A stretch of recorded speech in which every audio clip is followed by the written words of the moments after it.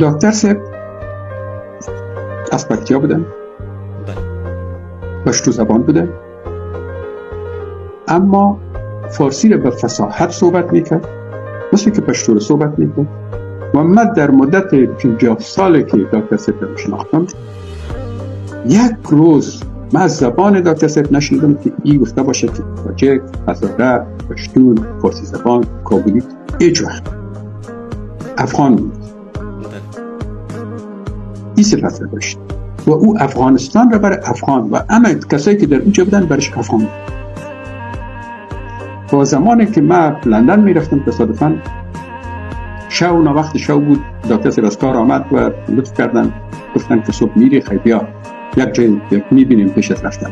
ما رفتیم امرایشان شدیم. ما پسند کردم گفتم دکتر صاحب خواست صبح میرم لندن، چی فکر میکنین کالی جنگ چه وقت ختم میشه؟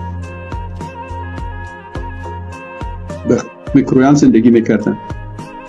روی خود را دو داد به طرف کرسی و یک آه کشید و گفت تا که روس در مملکت است.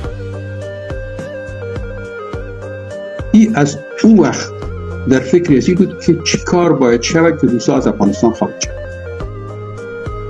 یعنی از قبل با حضور روس‌ها مخالف بود؟